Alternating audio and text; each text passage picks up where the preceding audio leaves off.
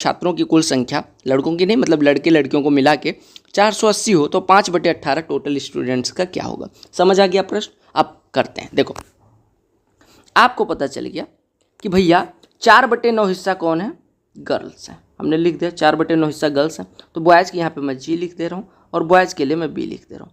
Boys कितने बचेंगे, 1 - 4/9 यानी कि 5/9 हिस्सा कौन होगा, बॉयज़ होंगे। ठीक है। अब कहा गया आपको यहाँ पे 12 से कम वालों की एज दी गई है। कहा गया 3/5 हिस्सा बॉयज़ का 12 से कम है। 3/5 हिस्सा बॉयज़ का कितना हो जाएगा, 3/5 हिस्सा 5/9 यानी कि टोटल का 3/5 गुणे 5/9 यानी कि 1/3 हिस्सा क्या है, 12 से कम है। ये क्या है, 12 से कम है। ठीक है।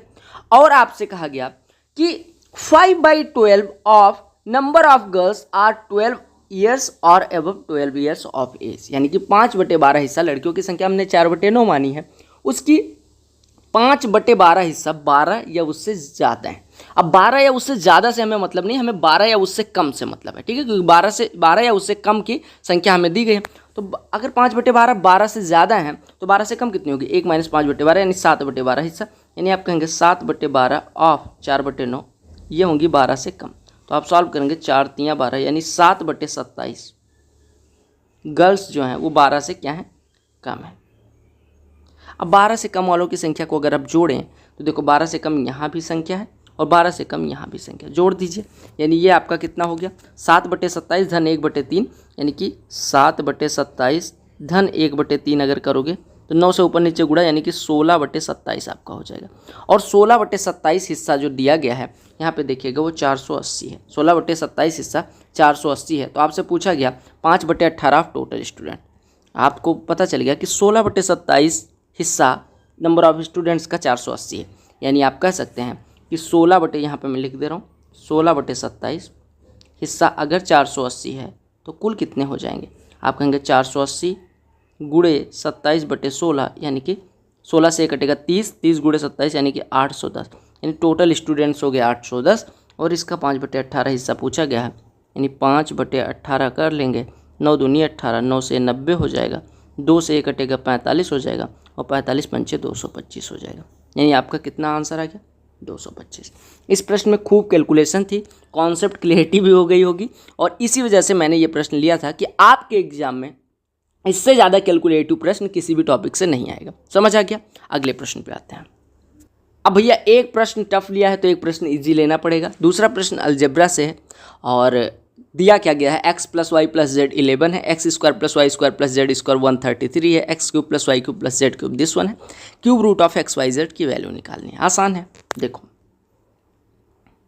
आपको पता है कि आप x³ + y³ + z³ - 3xyz का फार्मूला क्या होता है, मैं यहाँ पे लिख दे रहा हूँ।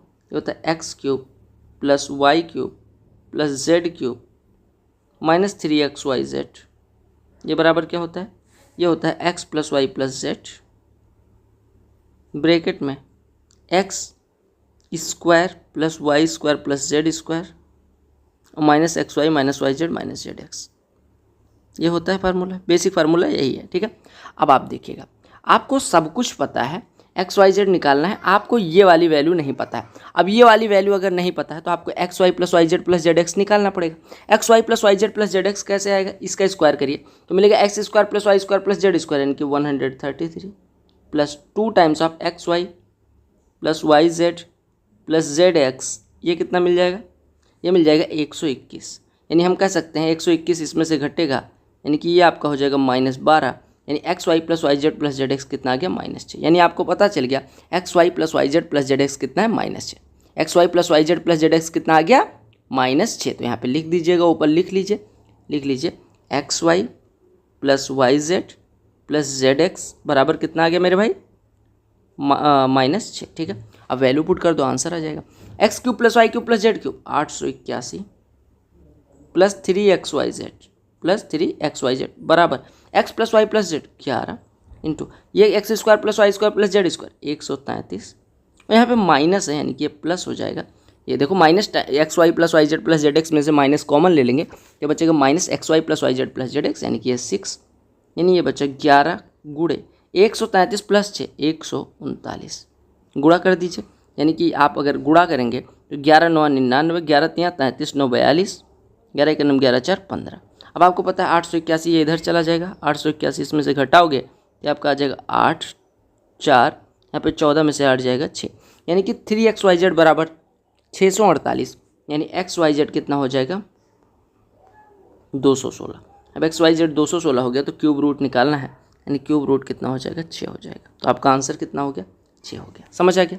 आपका आंसर कितना हो गया 6 हो गया। समझ आ गया? ऐसे प्रश्नों में लड़कों को प्रॉब्लम हो जाती है। कहा गया when 7897 8110 and 8536 are divided by the greatest number x, then the remainder in each case is same, the sum of the digits of x will be। ये भी प्रश्न एसएससी में आया हुआ है। कहा गया 7897 8110 और 8536 को जब किसी संख्या x से विभाजित किया जाता है तो प्रत्येक केस में रिमाइंडर यानी कि शेषफल सेम बचता है, तो आपको x के अंकों का योग निकालना है। बड़ा आसान सा प्रश्न। ऐसा प्रश्न दिखे कि हर केस में इस रिमाइंडर सेम बचता है, आपको क्या काम करना है, इन दोनों का कॉमन डिफरेंस ले लेना है। यानी 7897 8110 में से घटाएंगे तो कितना आ जाएगा, यहाँ पे 3, ये 103 हो जाएगा और ये जुड़ेगा तो यानी 213 हो जाएगा। डिफरेंस लीजिए तो 213 हो जाएगा। ठीक है, अच्छा, और इधर घटाएंगे तो ये कितना बचेगा, ये आपका 426 बचेगा। और 213 और 426 जो कॉमन डिफरेंस आ रहा है, मैंने इसमें से इसको घटाया, इसमें से इसको घटाया, जो कॉमन डिफरेंस आएगा उसका ले लेना है एचसीएफ। आपको पता है अगर दो संख्याएं दी गई हों, पहली संख्या से दूसरी संख्या पूरी पूरी कट रही हो, तो वहाँ पे एचसीएफ क्या हो जाता है मेरे भाई, एचसीएफ हो जाता है छोटी वाली संख्या जिससे दूसरी वाली संख्या कट रही है, यानी कि 213।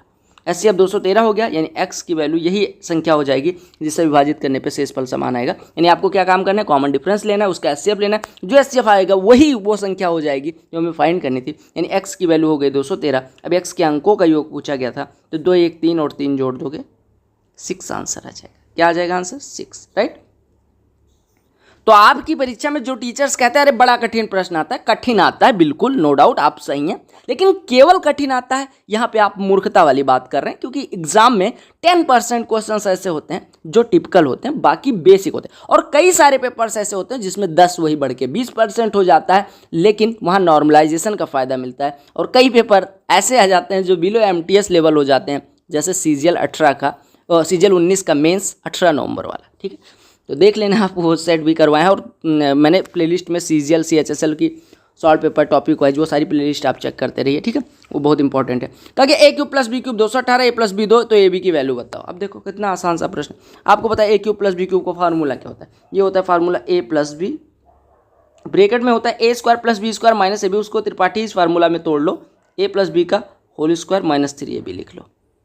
क्या करना है, आपने करना है a³ + b³ का फार्मूला होता है a + b × a² + b² - ab, तो उसको लिख लो a² + b² - ab को a + b का होल स्क्वायर - 3ab। ठीक है, और ये बराबर आपको दिया गया 218, राइट, 218 दिया गया। a + b 2 है तो इससे कटेगा ये 109 हो जाएगा।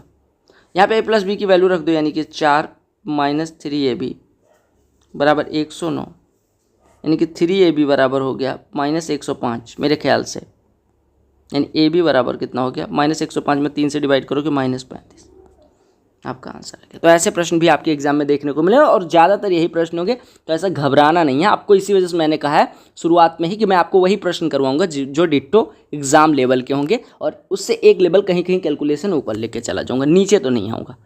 अब ऐसे प्रश्न भी आपके एग्जाम में पूछे जाते हैं, पूछा भी गया है। Again in a triangle ABC D and E are the points on side AB and BC respectively. देखिएगा, एक ट्रायंगल बनाइए, ये हो गया B, ये हो गया A, ये हो गया C। मैं ये आपको बता दे रहा हूँ B मैंने क्यों ऊपर लिया। B आपको पता है वो AB और BC में क्या कॉमन है, B, तो उसी को ऊपर ले लेना है। ठीक है, क्योंकि AB और BC पे 2 बिंदु हैं D और E, AB पे है D और BC पे है E। ठीक है, इतना हमने कह दिया। कहा गया such that D is parallel to AC, यानी DE जो है वो AC के पैरेलल है, राइट। कहा गया इफ AD अनुपात DB ये 5:3 है, AD अनुपात DB 5:3 है, then what is the ratio of area of triangle BDE to that of trapezium ACED। ध्यान से देखिए, आपको पता चल गया कि अगर ये पैरेलल हो गया, DE पैरेलल हो गया AC के, तो ये वाला ट्रायंगल यानी BDE सिमिलर हो जाएगा बड़े वाले ट्रायंगल। अगर ये दोनों ट्रायंगल्स सिमिलर हो गए तो हम कह सकते हैं कि ट्रायंगल BDE की एरिया यानी एरिया ऑफ ट्रायंगल BDE बटे ट्रायंगल ABC की एरिया या BAC की एरिया, ये कहें तो इनकी करस्पॉन्डिंग साइड्स BD की, इसकी करस्पॉन्डिंग साइड क्या हो जाएगी BD, और बड़े वाले ट्रायंगल के लिए करस्पॉन्डिंग साइड क्या हो जाएगी BA, इसके अनुपात के वर्ग के बराबर होगा एरिया का अनुपात। तो BD कितना है 3, 3 का स्क्वायर 9, बटे ये कितना है 8, 8 का स्क्वायर 64। यानी त्रिभुज ए बी डी की एरिया को अगर आप 9 मानेंगे तो बी ए सी की एरिया 64 आ जाएगा। यानी आपको पता है पूरा अगर 64 हो, पूरा 64 हो तो ऊपर वाला हिस्सा 9 है। अगर ऊपर वाला हिस्सा 9 हो गया तो नीचे वाला हिस्सा कितना हो जाएगा 55।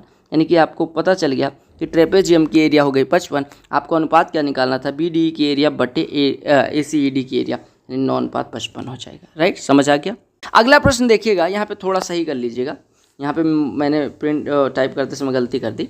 कहा कि shopkeeper allows 28% discount on the market price of an article and still makes a profit of 20% if he gains Rs 30 rupees 80 पैसे on the sale of one article, then what will be cost price of that article। कहा गया एक दुकानदार है जो 28% discount देता है फिर भी 20% का लाभ कमाता है। अगर उसके द्वारा कमाया गया लाभ रुपए में 30 रुपये 80 पैसे के बराबर हो तो आपको बताना है कॉस्ट प्राइस क्या होगी।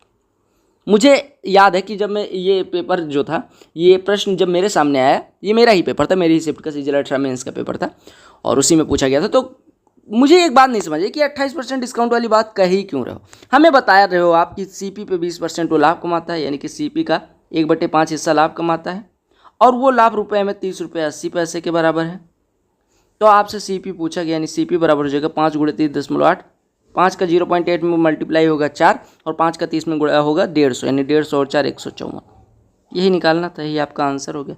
मुझे नहीं समझ आया ये डिस्काउंट वाली बात दी क्यों गई, कन्फ्यूज करने के लिए बस। अगला प्रश्न देख लो। कहा गया sum of the digits of a 2 digit number is 1/7 of the number. कहा गया कि 2 अंकों की एक संख्या है जिसके अंकों का योग 1/7वां हिस्सा है संख्या का। कहा गया the unit digit is 4 less than 10 digit, यानी इकाई का अंक दहाई के अंक के 4 कम है। कहा गया if the number obtained on reversing its digit is divided by 7 the remainder will be. कहा गया अगर इसके अंकों को पलट के 7 से डिवाइड किया जाए जो संख्या है उसमें तो शेषफल क्या होगा। बढ़िया प्रश्न है। देखिएगा, हमको कह दिया जाए कि अगर 2 अंकों की संख्या एक्स वाई है तो उसकी वैल्यू क्या होती है 10x + y, राइट। अच्छा, कहा गया कि जो इसके सम ऑफ डिजिट है, सम ऑफ डिजिट क्या हो जाएगा x और y का योग, यानी x + y, वो इस संख्या के 1/7वें हिस्से के बराबर है। ऐसा कहा गया पहली लाइन में, पढ़िएगा, ठीक है। अच्छा, यानी कि the sum of digit of a 2 digit number is 1/7 of the number. हमने यहाँ से सॉल्व कर लेना है, यानी ये हो गया 10x + y = 7x + 7y, यानी 3x = 6y, यानी x = 2y, x = 2y। और आपको दिया गया कि जो दहाई का अंक है, यानी ये वाला अंक, वो इकाई के अंक से 4 ज़्यादा है। देखिएगा, कहा गया कि जो दहाई का अंक है वो 4 ज़्यादा है इकाई के अंक से, यानी कि x = y + 4, यानी यहाँ पे लिख दीजिए y + 4 = 2y, यानी कि y = 4 हो गया। y = 4, x = 8 हो जाएगा, यानी हमारी संख्या कितनी हो गई 84। अब कहा गया इसके अंकों को पलट के 7 से डिवाइड करके शेषफल बता दो। अगर 84 के अंकों को पलटेंगे तो हमें संख्या कौन सी मिलेगी 48। उसको 7 से डिवाइड करोगे शेषफल क्या आएगा 7 × 6 = 42, शेषफल क्या आ जाएगा 6। तो आपका आंसर क्या हो जाएगा 6। समझ आ गया।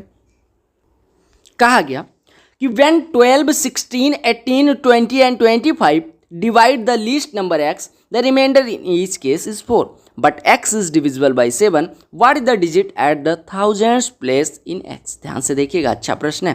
कहा गया अगर 12, 16, 18, 20 और 25 से किसी सबसे छोटी संख्या x को डिवाइड किया जाता है तो प्रत्येक केस में शेषफल 4 बचता है। कहा गया x अगर 7 से डिविजिबल है तो आपको बताना है कि 1000वें स्थान पे x के कौन सा अंक आएगा। ध्यान से देखिए, अगर ऐसा प्रश्न दिया जाए कि इनसे सबसे डिवाइड करने पे शेषफल ये आता है तो आपको ध्यान देना है कि इनका एलसीएम लेना है। 12, 16, 18, 20 और 25 का एलसीएम है आपके सामने, 12, 16, 18, 20 और 25 का एलसीएम। आप सीधे काट दो 4 से, 4 से नहीं 8 से काटो या 16 से काट दो। 16 से काटोगे यहाँ पे 4 निकल जाएगा, यानी 3 बचेगा, यहाँ पे 1, यहाँ पे 2 निकल जाएगा, 9 बचेगा, यहाँ पे 16 4 निकल जाएगा, 5 बचेगा, यहाँ पे 25 बचेगा। 25 और 9 से काट दो, 25 से काटोगे ये खत्म हो जाएगा, ये खत्म हो जाएगा, 9 से काट दोगे ये खत्म हो जाएगा, ये खत्म, यानी 16 × 25 कितना हो जाएगा 400 और 409 3600, यानी हमारी सबसे छोटी संख्या वो 3600 हो गई जिसको जो इन सबसे डिविजिबल है। अब कहा गया कि x जो है वो ऐसी संख्या है जिसको इन सबसे डिवाइड करने पे 4 शेषफल बचता है, यानी आपको दिया गया कि ये संख्या जो होगी वो 3600 n + 4 के फॉर्म की होगी। एन यहाँ पे नेचुरल नंबर है, 1, 2, 3, 4, 5 कुछ भी वैल्यू हो सकती है। हालांकि यहाँ पे सबसे छोटी संख्या कहा गई तो n बराबर, अगर इतना ही प्रश्न होता डिविजिबल बाई 7 ना दिया गया होता तो हमारी 3600 + 4 यानी 3604 हो जाती। लेकिन यहाँ पे 7 से डिविजिबिलिटी भी चेक करनी है तो आप इसको मान लीजिएगा 3600 n + 4। अब कहा कि 7 से डिविजिबल है, 7 से अगर डिविजिबल है तो 7 से डिवाइड करके देख लो। 7 से डिवाइड करोगे 7 × 5 = 35। यहाँ पे बचेगा कितना, 1 10, 7 × 7 3 30, 7 चौको 28, यानी कि इतना n बच जाएगा, प्लस ये भागफल हो जाएगा और 2n + 4 शेषफल हो जाएगा। अब अगर हमें इस संख्या को कम्प्लीटली 7 से डिविजिबल का बनाना है तो ये जो वैल्यू आनी चाहिए, देखो बाकी वैल्यू तो भागफल दे रही है, इतना शेषफल आ रहा है, अगर ये वैल्यू 7 से कट जाए, किससे, 7 से कट जाए, तो हमें पता चल जाएगा भाई साहब कि ये जो आपकी संख्या है वो 7 से कट जाएगी, क्योंकि ये तो पूरा भाग कट के इतना भागफल दे रहा है, ये भी तब भागफल दे देगा। n बराबर 1 रखोगे तो 6 मिलेगा, n बराबर 2 रखोगे 8 मिलेगा, n बराबर 3 रखोगे 10 मिलेगा, n बराबर 4 रखोगे 12 मिलेगा, और n बराबर 5 रखोगे तो 14 मिल जाएगा, जो कि 7 से डिविजिबल है, यानी n की वैल्यू हो गई 5। अब n की वैल्यू अगर 5 हो गई तो आपको संख्या मिल गई क्या, 3600, n कितना हो जाएगा, 18,000 और 4 जुड़ के 18 के बाद 2 0 और 4 आ जाएगा। अब आपसे कहा गया कि 1000वें स्थान पे कौन सी वैल्यू आएगी, 1000वें स्थान पे x की वैल्यू कितनी मिली, 18,004, इसके 1000वें स्थान पे पूछा गया तो 1000वें स्थान पे 8 आ जाएगा, राइट। रोहित त्रिपाठी के बारे में दिया गया कि रोहित त्रिपाठी जो है वो अप स्ट्रीम 28 किलोमीटर 4 घंटे में और डाउन स्ट्रीम 50 किलोमीटर 2 घंटे में जाते हैं। अगर 44.8 किलोमीटर स्टिल वाटर में ट्रेवल करना है तो वो कितना समय लेंगे। ये प्रश्न आते हैं, डिट्टो प्रश्न देखिएगा। अप स्ट्रीम स्पीड कितनी हो जाएगी, और पहला सेट है इस वजह से मैं थोड़ा ईजी भी रख रहा हूँ। अप स्ट्रीम कितना हो जाएगा, 28 किलोमीटर 4 घंटे में जाते हैं, यानी अप स्ट्रीम स्पीड 28/4 यानी 7 हो गए। डाउन स्ट्रीम स्पीड 50 किलोमीटर 2 घंटे में, यानी कि डाउन स्ट्रीम स्पीड हो गई 25। अब आपको स्टिल वाटर में जाना है, स्टिल वाटर के लिए बोट की स्पीड पता होनी चाहिए, तो आपको पता होगा कि बोट की स्पीड बराबर होती है धारा के विरुद्ध चाल प्लस धारा के दिशा में चाल बटे 2, यानी कि up stream plus down stream by 2, यानी 7 25 32/2, यानी कि 16। बोट की स्पीड आ गई स्टिल वाटर में 16। अब आपको 44.8 किलोमीटर जाना है तो समय कितना लगेगा, 44.8/16, यानी कि 16 से काट देना, 16 दूना 32 और ये 12 128, 16 8 128, यानी कितने घंटे लगने वाले, 2.8 आवर्स। प्रैक्टिस अच्छे से करिए। बाकी मैं प्रश्न का लेवल जैसे जैसे सेट बढ़ते जाएंगे, मैं एक लेवल ऐसा सेट करूँगा कि आपसे कोई भी लेवल का पेपर, कैसा भी पेपर है, मैथ का एकदम इजी, मैथ का मतलब एवरेज मॉडरेट, जैसा भी प्रश्न है या मिक्स, सारे तरह के प्रश्न, सारे तरह के पेपर्स आप देख चुके हैं।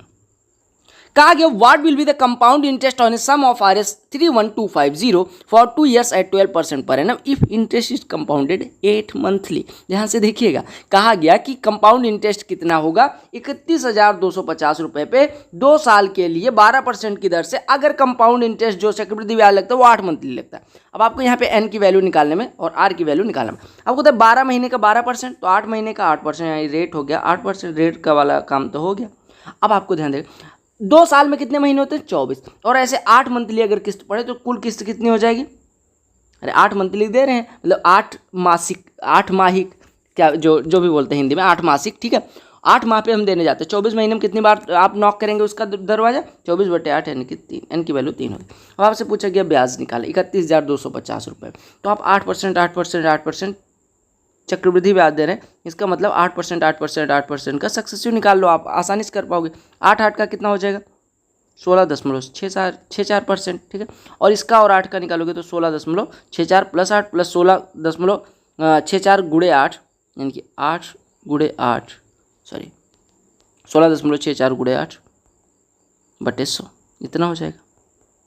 आप इसको सॉल्व करेंगे तो कितना हो जाएगा, 16 8 24, 24.64%, और प्लस ये 4 से काट देंगे, 4 दूनी 8, 4 25 100, या ऐसे ना करो, गुणा ही कर लो, 8 चौको 32 हो गया, 8 6 48 और 3 51 हो गया, 8 6 48, 5 53 हो गया, 8 1 8 5 13 हो गया, और 2 अंक बाद ये 2 अंक बाद तो लगा ही था, और 2 अंक बाद और 1.332 1 2 और जोड़ दो, यानी हो जाएगा 25 ये कितना हो जाएगा 9712, इतना परसेंट अप्रॉक्स आपको मिलेगा।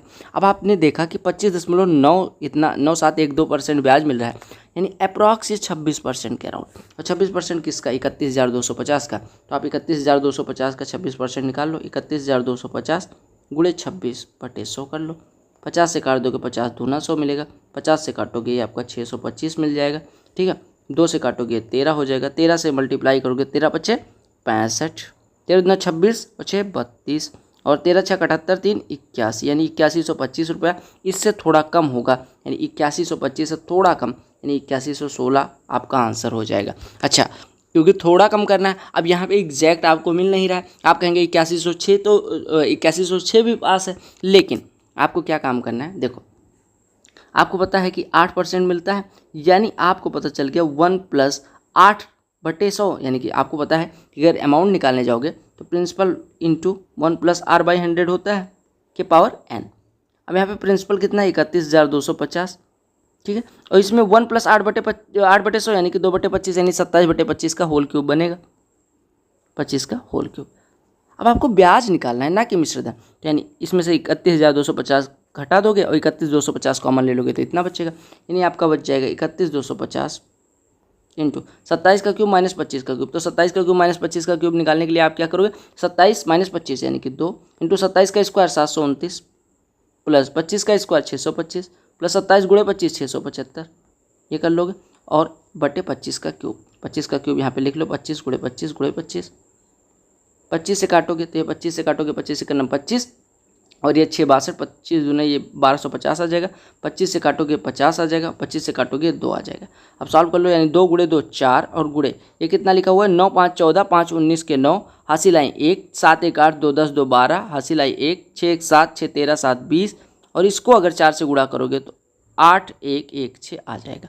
तो आप ऐसे भी कर सकते हो, ठीक है। अब आपको जो आसान तरीका लगे उससे कर सकते हो, अप्रॉक्सीमेशन से मैंने वो वाला मेथड बताई, आपको जो मेथड आसान लगे उससे कर। ऐसा प्रश्न भी आपके एग्जाम में देखने को मिलता है और डिट्टो देखने को मिल जाएगा। कहा गया A and B started from X to Y and Y to X। कहा गया 2 स्थान हैं X और Y, ये X है ये Y है। A स्टार्ट करता है इधर X से Y की तरफ और B स्टार्ट करता है Y से X की तरफ, ठीक है। कहा गया after crossing each other A and B completed the remaining parts of their journey in 6 and 1/8 hours and 8 hours respectively। ये मान लो यहाँ कहीं पे मिलते हैं और उसके बाद में ये वाली जर्नी ट्रेवल करने में A को लगते हैं 6 1/8 आवर्स और B को ये वाली जर्नी ट्रेवल करने में लगता, मतलब ये वाली जर्नी में टाइम लगता है 8 घंटे, ये वाली जर्नी में, ठीक है। कहा गया स्पीड ऑफ B इज 28, तो आपको स्पीड ऑफ A निकालें। आपको ये पता होना चाहिए एक फार्मूला है कि अगर 2 लोग एक दूसरे की तरफ आ रहे हैं और एक दूसरे को क्रॉस करने के बाद वो T1 और T2 समय लेते हैं, तो अगर A की स्पीड A हो बटे B की स्पीड B हो तो स्पीड का अनुपात बराबर होता है अंडर रूट में B द्वारा लिए गए समय का अनुपात यानी कि 8 बटे A द्वारा लिए गए समय का अनुपात यानी कि 6 सही 1/8 यानी कि 8 6 48 49/8। तो 8 तो ऊपर चला जाएगा, यानी A की स्पीड बटे B की स्पीड 28 दी गई है बराबर ये 8/7 हो जाएगा। 7 से ये कटा 4 यानी कि यहाँ से A बराबर हो जाएगा 8 × 32 किलोमीटर प्रति घंटे। फार्मूला क्या है कि A की स्पीड बटे B की स्पीड बराबर होता है अंडर रूट में टाइम टेकन बाई B बटे टाइम टेकन बाई A। ये होता है, ये कब होता है जब एक दूसरे को क्रॉस करने के बाद ये इधर समय लेता है ये इधर समय लेता है। मान लो ये A है ये B है, ये TA लेता है ये TB लेता है, तो A और B की स्पीड का अनुपात क्या हो जाएगा अंडर रूट TB/TA। देखो ये प्रश्न देखो, ट्रिगो का प्रश्न है। क्योंकि what is the value of this one. अच्छा, आज इस वीडियो में आपको ज्योमेट्री के बहुत कम प्रश्न दिख रहे होंगे, क्यों? क्योंकि मैं हमेशा सेट ऐसे बनाता हूँ कि किसी में ट्रिगो ज़्यादा रहेगा, किसी में अलजेब्रा ज़्यादा रहेगी, जिससे किसी भी पर्टिकुलर टॉपिक में अगर आपको दिक्कत हो तो सारे सेट करने के साथ वो सारी चीज़ें कवर हो जाए। देखिए what is the value of this one. अब देखो ट्रिगो का प्रश्न आसानी से करेंगे। आपको पता है कॉसेक और सेक में संबंध होता है क्या?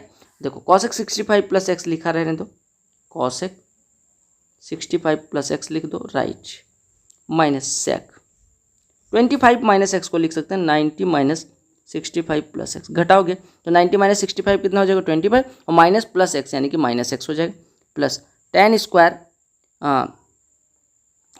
20 को देखो, tan स्क्वायर 20 को हम लिख सकते हैं tan 90 - 70 का होल स्क्वायर, 90 - 70 का होल स्क्वायर और ये लिखा हुआ minus cosec square 70 right, cosec square 70। अब देखिए कॉसेक 65 + x इधर लिखा हुआ है कॉसेक 65 + x और सेक 90 - थीटा, ये क्या होता है कॉसेक थीटा, यानी कॉसेक 65 + x ये हो जाएगा plus tan 90 - theta cot theta यानी कॉट स्क्वायर 70 हो गया और ये लिखा हुआ है कॉसेक स्क्वायर 70, कॉसेक स्क्वायर 70। अब आपको एक चीज़ पता चल रहा होगा कि अगर हम देखें कि कॉसेक थीटा और सेक फाई, मान लो कॉसेक ए और सेक बी बराबर कब होंगे, जब ए और बी का योग 90 अंश हो। यानी आप 65 प्लस एक्स और 25 प्लस एक्स करते तो आपको मिल जाता है एक्स एक्स कैंसिल, 65 और 25 मिलके 90। यानी आपको एक चीज मिल जाता है कि अगर इनके कोणों का योग 90 हो तो ये दोनों आपस में बराबर होंगे। तो अब आगे से जब भी आएगा तो मैं सीधे कट कर दूंगा, ये देखो कट हो गया। फिर इसमें माइनस कॉमन ले लो तो ये बचेगा cosec square 70 minus cot square 70, cosec square theta minus cot square theta होता है 1, तो यहाँ पे मिल जाएगा 1, यानी आपका आंसर हो गया -1।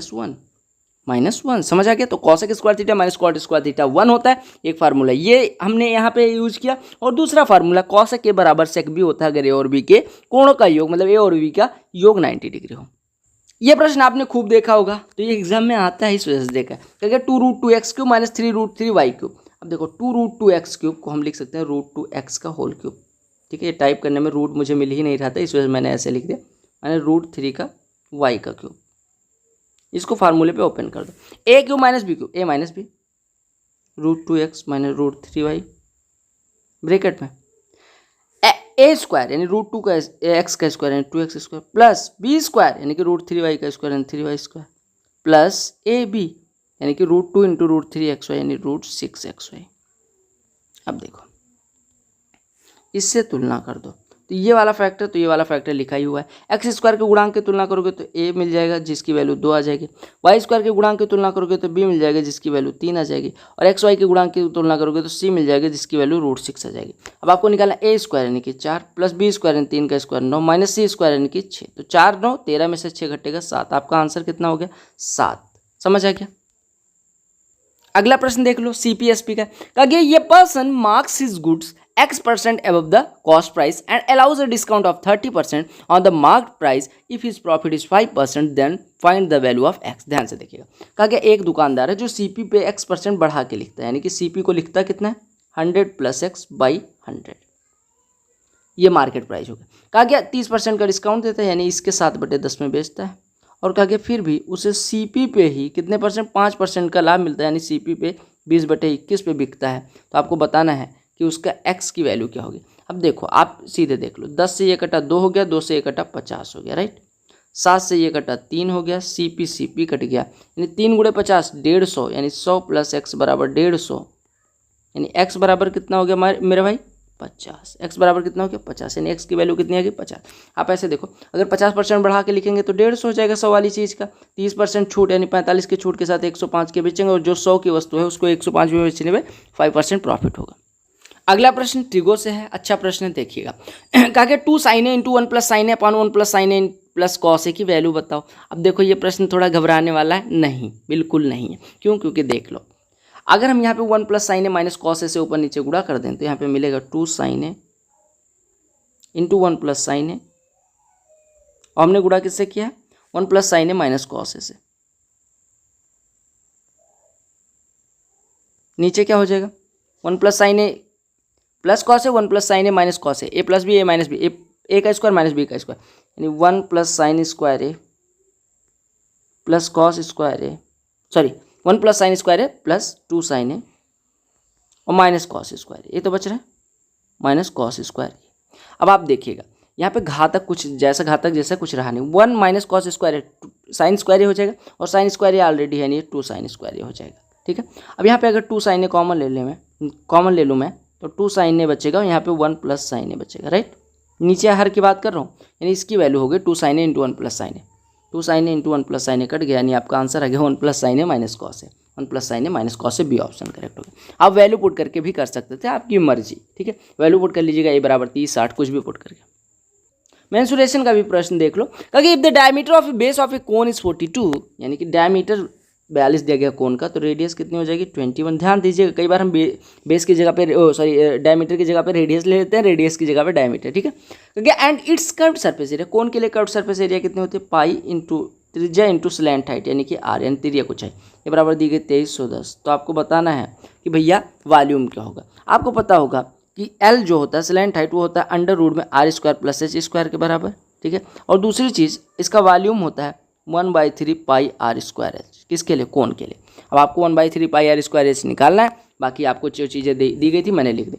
पाई की वैल्यू 22/7 × r 21 × L बराबर 2310, राइट। 22, 11 दूना 22, 11 से कटेगा 11 दूना 22, 210, 21 से कटेगा 10, 10 सत्ते 70 और बटे 2 35, यानी कि L की वैल्यू हो गई 35। अब देखिएगा R बराबर 21 है, L बराबर 35 है। आप देख पा रहे होंगे कि अगर हम देखें तो 7 से काटने पे 3 दे रहा है, ये 4 दे रहा है, और आपको पता है L जो होता है वो कर्ण होता है, यानी हाइपोटेन्यूज होता है, एक कोई परपेंडिकुलर एक कोई बेस होता है। तो आपको पता है अगर कर्ण, चलिए 7 से काटता है तो 5 है, 4 नहीं 5 है। अब आपको पता चल गया कर्ण 5 है, लंबे आधार 3 है, तो दूसरा वाला कितना हो जाएगा 4। हमने कहा कि यहाँ पे 1 अनुपात बराबर 7 है। देखो 21 को हमने 3 लिखा था, तो हम ऐसे अगर जिस चीज़ को 4 लिखेंगे वास्तव में कितना हो जाएगा 28। कहने का मतलब 21, 28 और 35 ट्रिपलेट बनाते हैं। यानी आपको रेडियस पता है, आपको स्लैंट हाइट पता थी, आपको हाइट पता चल गई। यानी आपको रेडियस कितना पता है 21, हाइट कितना पता है 28। आपका वॉल्यूम निकालने को कहा गया, आपका नहीं कोण का, तो कोण का वॉल्यूम होगा 1/3 गुणे पाई 22/7 गुणे R स्क्वायर 21 गुणे 21 गुणे H 28। 1 21 तो इससे उड़ गया भाई साहब, 22 गुणे 21 462 मेरे ख्याल से, और गुणे 28 करना है, कर लो। तो ये आपका 28 दूना 56, हासिल है 5, 28 पंचे 140, 5 145, हासिल है 14, 28 चौको 112, 14 126, यानी 12,656 आपका आंसर। मैंने गलत कर दिया कहीं पे, 28 दूना 56, हासिल है 5, 28 छक्के 6 अट्ठे 48, 6 दूनी 12, 168 होता है। एक मिनट में फिर से कर ले रहा हूँ, 28 दूना 56, हासिल है 5, 28 छक्के 168, 5 173 होगा, नहीं 173 के 3, हासिल है 17, 28 चौको 112 और 17 129। अब सही है, 12,936 सेंटीमीटर क्यूब आपका आंसर हो गया। ठीक है, घातक सा दिखने वाला प्रश्न क्या है, एसएससी में पूछा गया होगा, बिल्कुल पूछा गया। अगर इफ √2 + √5 - √3 इंटू के इज इक्वल टू -12, तो आपको के की वैल्यू निकाल। दो तरह से, एक इसको जो इरेशनल नंबर है, इरेशनल जो आपको पॉलिनोमियल दिया गया, व्यंजक दिया गया, पॉलिनोमियल नहीं व्यंजक जो दिया गया, इसको 12 के बटे में भेज दो, के की वैल्यू निकाल सकते हो, या फिर के ऑप्शंस पुट करके आप वैल्यू निकाल सकते हो। मैं क्या कर रहा हूँ, मैं इसको इधर भेज दे रहा हूँ, यानी के बराबर मैं सीधे लिख रहा हूँ, ये हो जाएगा -12 बटे में √2 + √5 - √3।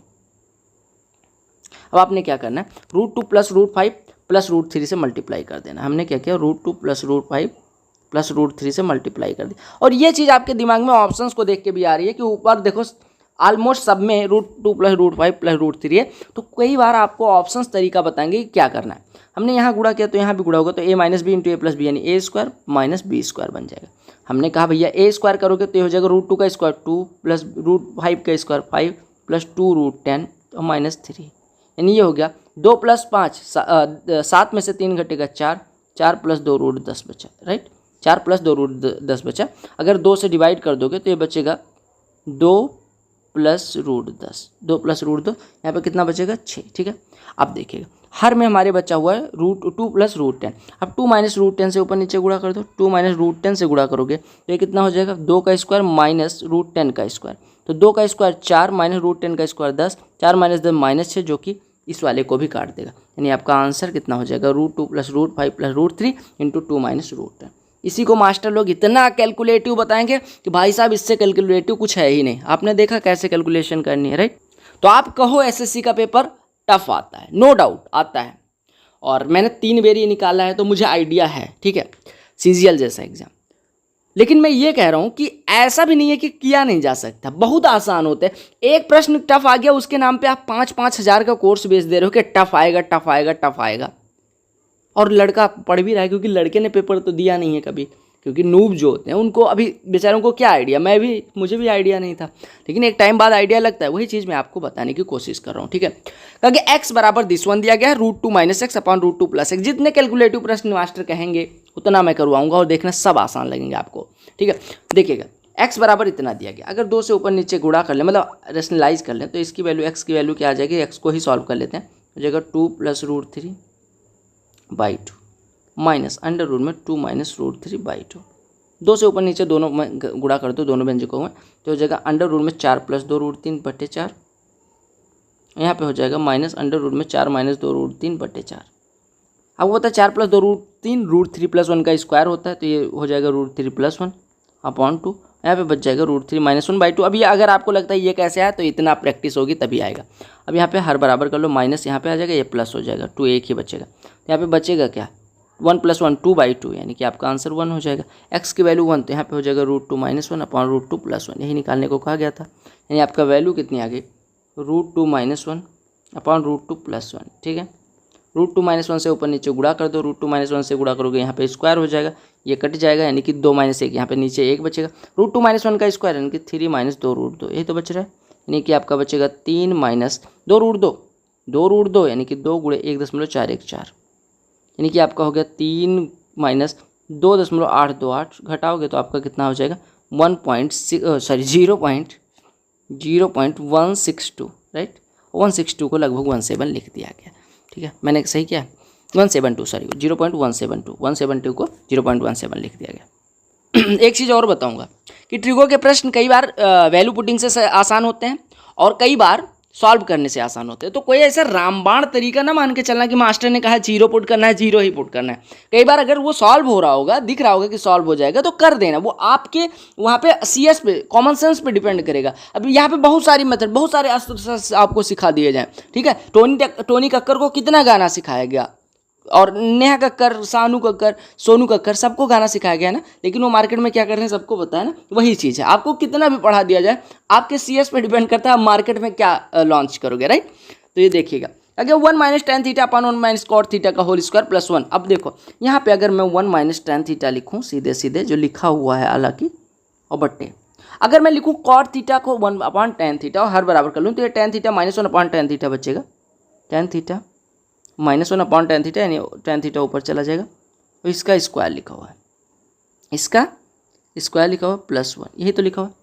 आपको दिख रहा होगा कि इसका स्क्वायर और इसका स्क्वायर बराबर ही है, क्योंकि ये -1 होगा, tan थीटा का स्क्वायर tan स्क्वायर थीटा ही होगा, और +1। और आपको पता होगा 1 + tan स्क्वायर थीटा क्या होता है, sec स्क्वायर थीटा। क्यों, क्योंकि sec square theta -tan square theta 1 होता है।